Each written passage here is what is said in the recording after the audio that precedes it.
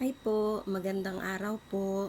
Ako pala si Ate Lisa, 22N. Bago lang po ako dito sa channel ko.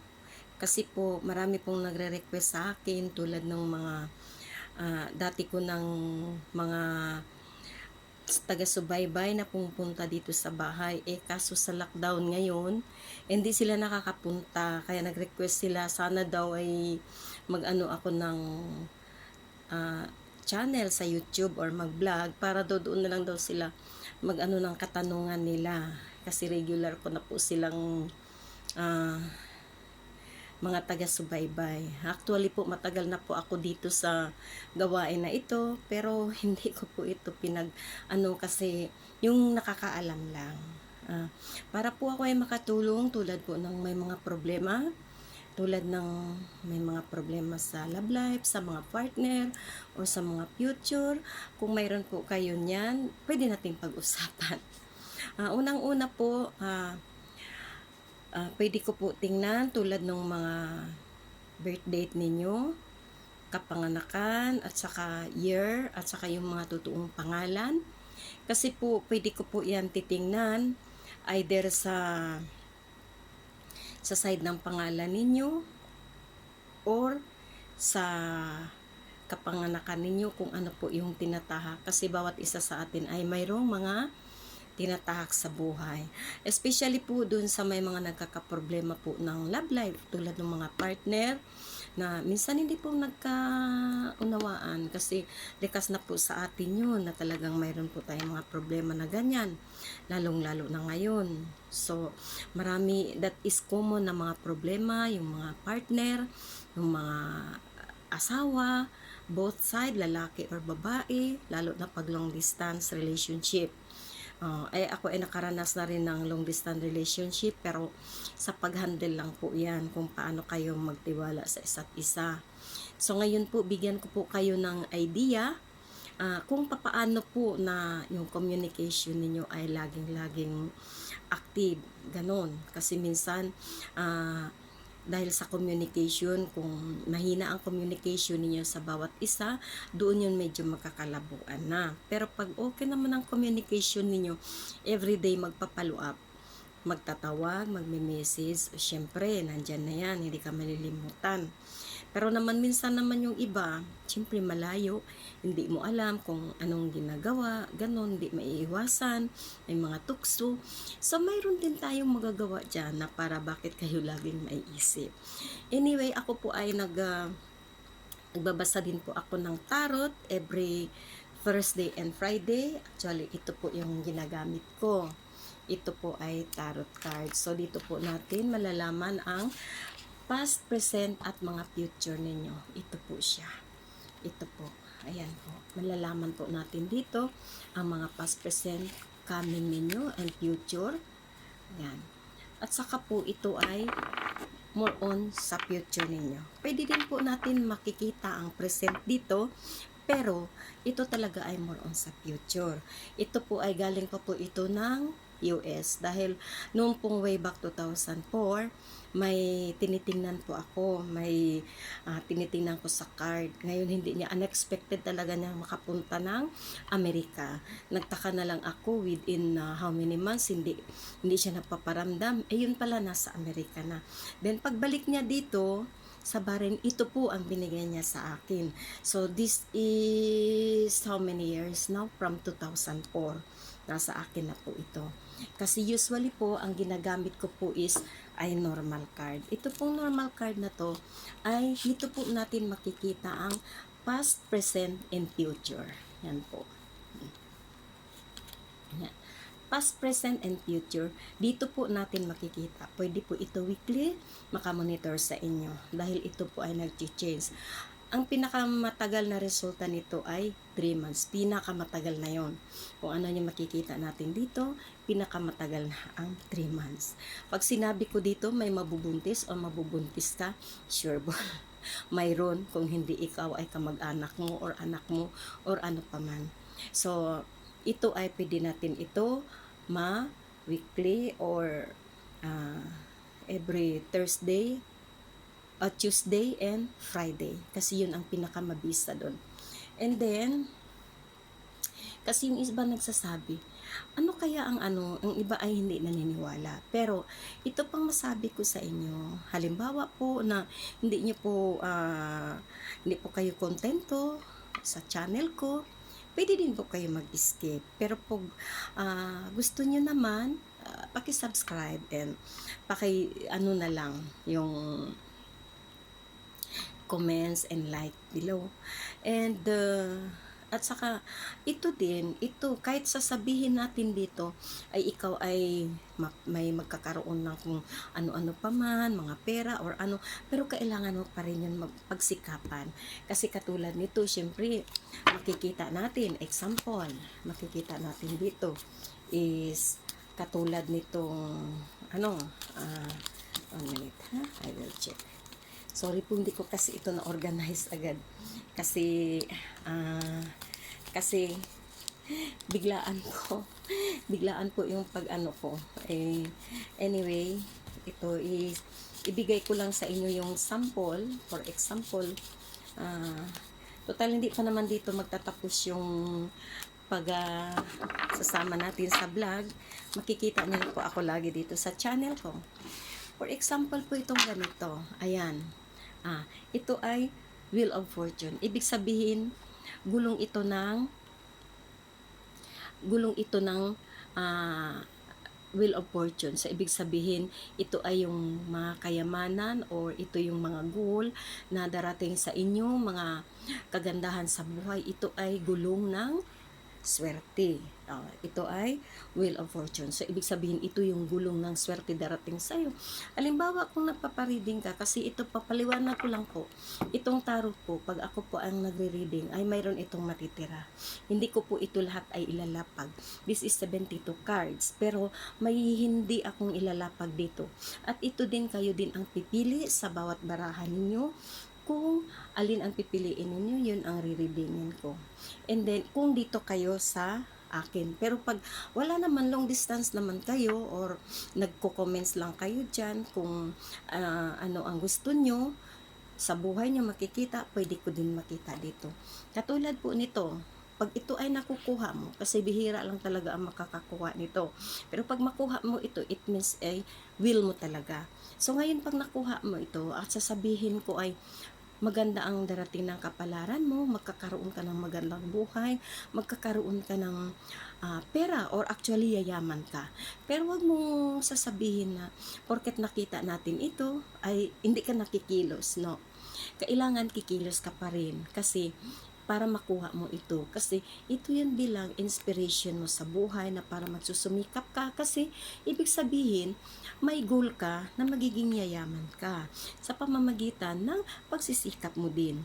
So, kahit naman sasabihin natin kung hindi mo talaga linya maging mayaman or maging maganda ang buhay, kahit anong sikap mo, kung wala talaga sa will mo na magiging asensado ka, ay wala talaga. Pero pag ito ay makuha mo, ibig sabihin, mayroon kang potential na magiging maganda ang buhay mo. So, kailangan pagsikapan mo din. At least, may goal ka na, magsisikap ako kasi nakikita ko doon sa kapalaran ko or yung na magiging ako, aasenso ako or yayaman ako.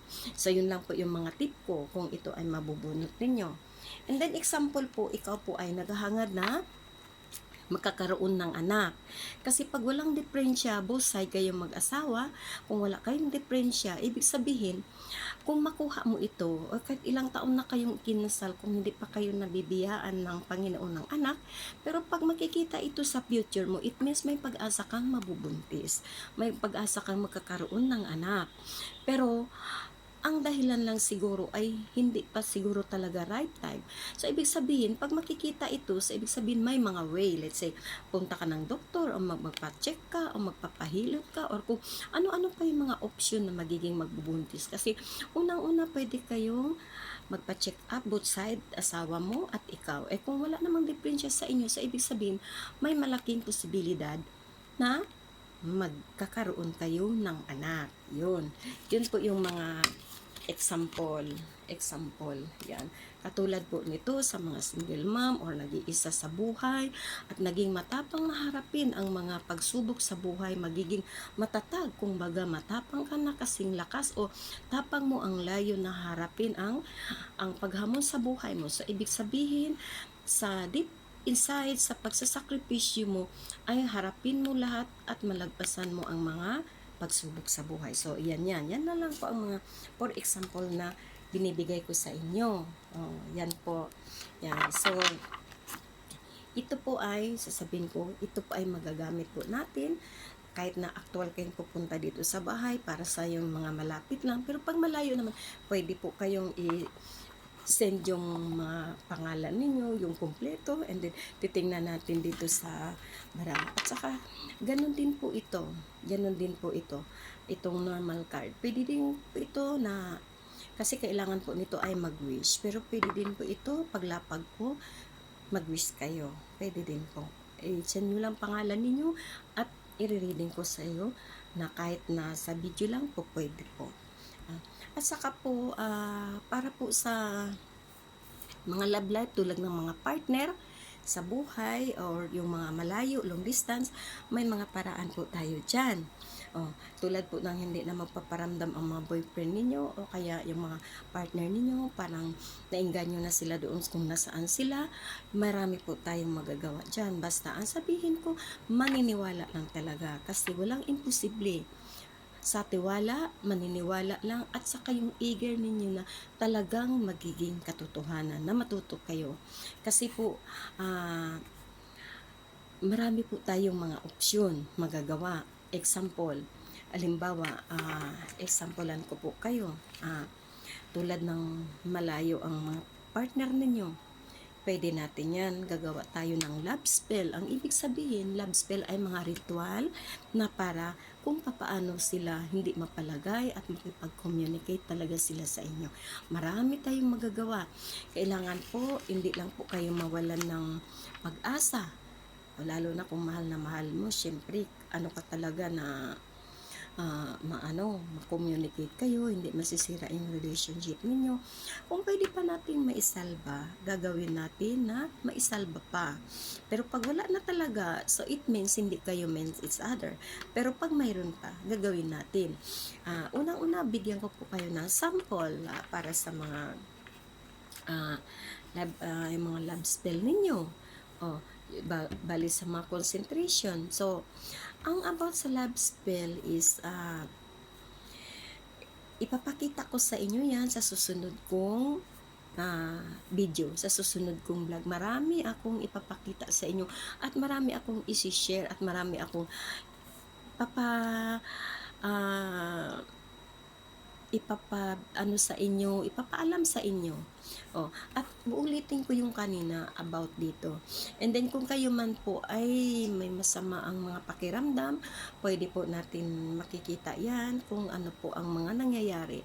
Sa pamamagitan po nito, ito po ay isang plato malinis, pwede po natin makikita dito kung ano po yung mga nangyayari sa inyo. Sa pamamagitan po nitong isang kandila at saka isa ito, pwede po natin gawing tawas. Iano lang yung pangalan niyo, kumpleto, lahat-lahat, kapanganakan, edad, at saka kumplitong pangalan. Kasi po, sa paggagawa po natin, ay ito po ay i-address ko po sa inyo. Bali may isang kandila kayo, ilalagay ko po yung pangalan ninyo dito. Example, isusulat ko po yung pangalan ninyo. Example, Ara. Yan, may pangalan, apelido mo, ganun yan. Saka ito ay address ko. Bali, ito yung tumatayo na ikaw kasi wala ka dito, long distance po. Tapos, titingnan ko po ito sa pamamagitan ng example like tawas. So, sa pamamagitan nito, yan, igaganon natin, example.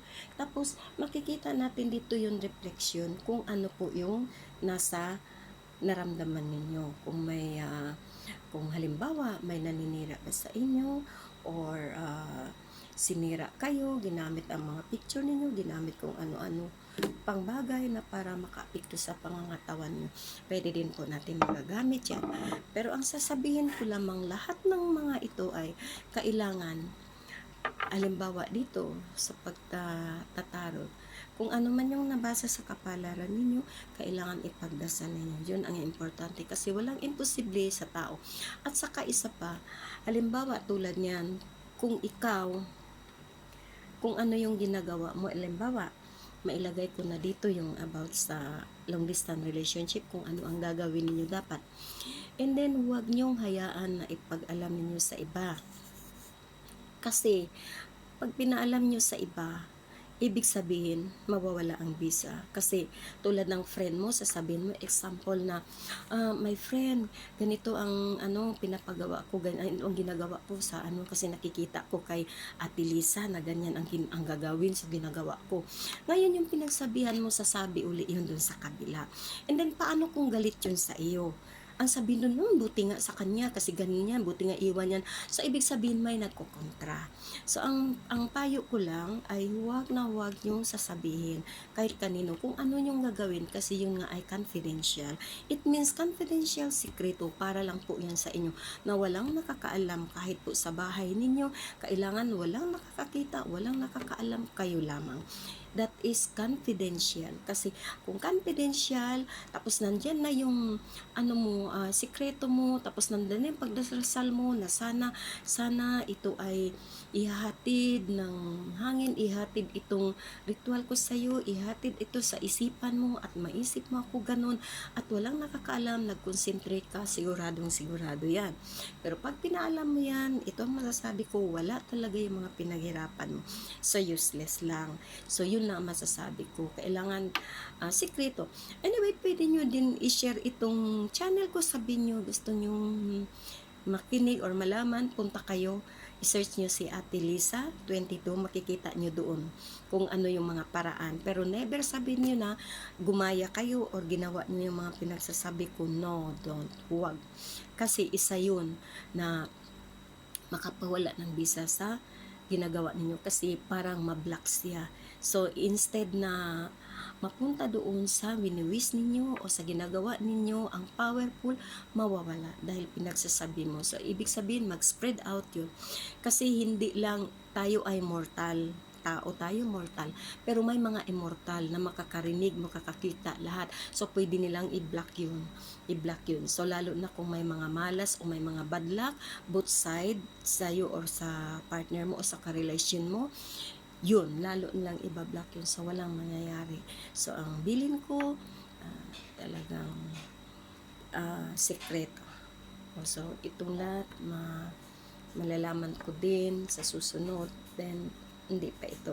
This is the first time mag-continue pa tayo. And then, maraming salamat po. Sana po subscribe ninyo ako. Marami pa akong isi-share sa inyo. Ito po si Ate Lisa 22. I love you all. Bye-bye.